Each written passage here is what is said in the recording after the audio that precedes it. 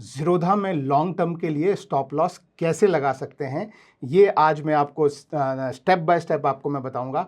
और सिर्फ stop loss ही नहीं, अगर आप अपना टारगेट भी लगाना चाहते हैं तो आप उसमें लॉन्ग टर्म के लिए टारगेट भी कैसे लगा सकते हैं, ये मैं आपको सिखाता हूं। तो आइए मैं आपको अपनी स्क्रीन पे लेके आता हूं। तो सबसे पहली जो चीज़ है वो आपको यहाँ क्या करना है, पहले आपको अपने पोर्टफोलियो वाले सेक्शन में आना है और यहाँ पे जो जो भी शेयर आपने लॉन्ग टर्म के लिए खरीद के रखे हैं वो आपको यहाँ पर दिख जाएंगे। इसमें से किसी में भी आपको स्टॉप लॉस लगाना, जैसे एग्जांपल के लिए मैं कोई भी एक शेयर उठा लेता हूं कि भाई मुझे इसमें इतना लॉस हो रहा है, मैं नहीं चाहता कि ज़्यादा लॉस हो, तो इससे थोड़ा सा नीचे जाके मैं एक स्टॉप लॉस यहाँ पे लगाना चाहता हूं।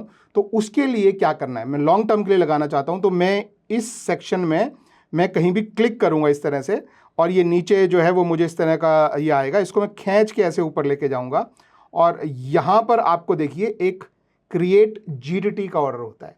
जीडीटी का फुल फॉर्म होता है गुड टिल ट्रिगर, कि जब तक वो ट्रिगर नहीं होगा तब तक ये ऑर्डर वैलिड रहेगा। तो इस पर आप यहां पर क्लिक करेंगे ऐसे, और इसमें आपको ऊपर बाय और सेल में सेल सेलेक्ट करना है और नीचे ओसीओ सेलेक्ट करना है। ओसीओ का मतलब समझिए, ओसीओ का मतलब होता है वन कैंसिल्स अदर। अभी आपके शेयर का भाव यहां है, आपने खरीद के रखा हुआ है लॉन्ग टर्म के लिए, आप चाहते हैं कि यहां पर एक पॉइंट पे नीचे स्टॉप लॉस लगे कि अगर किसी कारण से नीचे जा रहा है तो इससे नीचे ना जाए, ठीक है, तो उसको स्टॉप लॉस बोलते हैं। तो यहां पर स्टॉप लॉस लगते हैं। ऐसे ही आप कहीं भी ऊपर, थोड़ा ऊपर, ज़्यादा ऊपर, जहां भी आप चाहें वहां पर अपना टारगेट भी लगा सकते हैं कि अगर भाव यहां से यहां चला जाए तो ये अपने आप बिक जाए, ठीक है। अब अगर स्टॉप लॉस हिट हुआ तो वो टारगेट वाला ऑर्डर अपने आप कैंसिल हो जाएगा, और अगर टारगेट हिट हुआ तो स्टॉप लॉस अपने आप कैंसिल हो जाएगा। तो एक दूसरे को कैंसिल करता है, यानी वन कैंसिल्स अदर। ऊपर वाला एग्जीक्यूट हुआ तो नीचे वाला कैंसिल हो जाएगा, नीचे वाला एग्जीक्यूट हुआ तो ऊपर वाला कैंसिल हो जाएगा। तो ये है ओसी ऑर्डर, जहां पे आप अपना लॉन्ग टर्म के लिए स्टॉप लॉस और टारगेट लगा सकते हैं। लेकिन एक इंपॉर्टेंट चीज मैं आपको याद दिला दूं कि आपको अगर आपके इन्वॉल्वमेंट के बिना ये ऑर्डर एग्जीक्यूट करना है, लेट्स से 1 महीने बाद प्राइस अगर वहां ड्रॉप हो जाए तो स्टॉप लॉस हिट हो जाए, ऐसा आपको करना है तो आपके अकाउंट में डीडीपीआई एनेबल्ड होना जरूरी है। डीडीपीआई कैसे आप एनेबल कर सकते हैं उसका मैंने वीडियो बनाया है, आपको मैं नीचे डिस्क्रिप्शन में मैं लिंक दे दूंगा। तो डीडीपीआई एनेबल होना जरूरी है। अब उसके बाद आप यहाँ जाइए, देखिए तो अभी इसमें देखिए 2 सेक्शन है, एक है स्टॉप लॉस और एक है टारगेट, ठीक है। अगर आपको सिर्फ स्टॉप लॉस ही लगाना है तो टारगेट आप बहुत ऊपर भी कर सकते हैं, या स्टॉप लॉस में ये सिंगल वाला जो सेल है ये आप जो है लगा सकते हैं, लेकिन उसकी बजाय मैं प्रेफर करता हूं कि ओसीओ लगाए और इसमें ये स्टॉप लॉस और ये टारगेट। अब इसमें 3 चीजें हैं, ये समझिएगा, एक ट्रिगर प्राइस, एक प्राइस और एक क्वांटिटी, ठीक है। तो सबसे पहली बात हम देखते हैं कि क्वांटिटी, तो मान लीजिए जितने शेयर आपको बेचने हैं, मान ले मुझे जो है वो इसमें 50 शेयर बेचने हैं, हो सकता है आपके पास 50 हो, 100 हो, 1000 हो, जितने आपको बेचने हैं वो आपने यहाँ क्वांटिटी में भर दी। अब ये 2 चीज़ें क्या है, ये आप समझिए इंपॉर्टेंट चीज़ें, कई लोगों को ये समझ में नहीं आता है कि ट्रिगर प्राइस क्या होता है और ये प्राइस क्या है, ठीक है।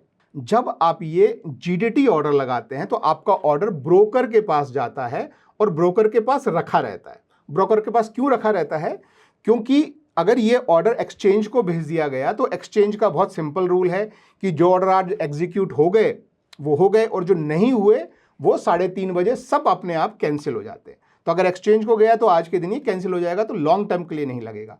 तो आप जब ये जीडीटी ऑर्डर प्लेस करते हैं तो ये ब्रोकर के पास लगा रहता है, और ब्रोकर इस प्राइस को जो है कंटिन्यूअसली चेक करता रहता है कि ट्रिगर प्राइस आया कि नहीं आया। सिर्फ ब्रोकर का ये काम है कि ट्रिगर प्राइस आते ही इस ऑर्डर को एक्सचेंज को भेज देना है, ठीक है। तो ट्रिगर प्राइस ब्रोकर का प्राइस है जब ये ऑर्डर एक्सचेंज को जाएगा, और एक्सचेंज में क्या भाव और क्या ऑर्डर जाएगा वो आपका यहां पे डिसाइडेड है। तो आपका एक लिमिट ऑर्डर जाएगा और उसका प्राइस जो है वो ये लिमिट प्राइस आपका यहां होगा, और ये लॉन्ग टर्म वाला ऑर्डर होगा और ये क्वांटिटी वाला होगा। तो ये जो ऑर्डर है आपका, ये एक्सचेंज का ऑर्डर है। तो नॉर्मली मैं क्या प्रेफर करता हूं, जैसे अभी भाव चल रहा है लगभग 500 के आसपास है, मुझे स्टॉप लॉस लगाना है, मैं बोलता हूं कि अगर ये 450 पे आ जाए, मैं दोनों में 450, ठीक है। तो अगर भाव गिरता गिरता 450 आ गया तो 450 आते ही ये ट्रिगर ऑर्डर एक्सचेंज को चला जाएगा, हमारा ब्रोकर एक्सचेंज को भेज देगा, और एक्सचेंज देखेगा भाव 450 उसको मिलेगा तो इतनी क्वांटिटी पे वो ऑर्डर एग्जीक्यूट कर देगा और हमारा स्टॉप लॉस हिट हो गया। स्टॉप लॉस हिट हुआ तो हमारा टारगेट ऑर्डर जो है वो उसमें से निकल जाएगा।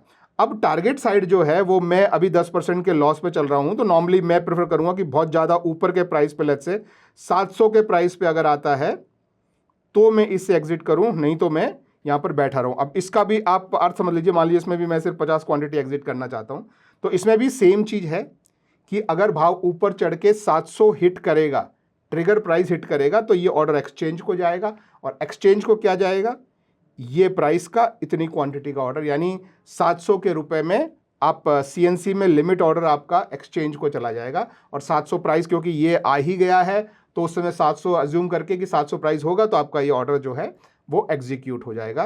तो ये जो है आपका टारगेट हो गया, और ये आपका स्टॉप लॉस हो गया। और इस तरह से आपको ऑर्डर क्रिएट करने के लिए क्रिएट GDT पे आप यहाँ पे इसको राइट में मूव कर देंगे, और अपने ऑर्डर्स में अगर जाएंगे तो यहाँ पे GDT में आपको ये देखिए, ये डाबर का ऑर्डर जो है वो लगा हुआ दिखाई दे रहा है। OCO ऑर्डर है, सेल ऑर्डर है, 50 क्वांटिटी है, और नीचे की साइड आपका 450 का स्टॉप लॉस लगा हुआ है, ऊपर की साइड आपका 700 रुपए का टारगेट लगा हुआ है। तो इस तरह से आप ये लॉन्ग टर्म के लिए स्टॉप लॉस और टारगेट लगा सकते हैं। कभी भी इसको चेंज करना हो तो आपने इस पर क्लिक करना है, और यहाँ ये मॉडिफाई पे क्लिक करके वो बिल्कुल उसी स्क्रीन पे आ जाएंगे।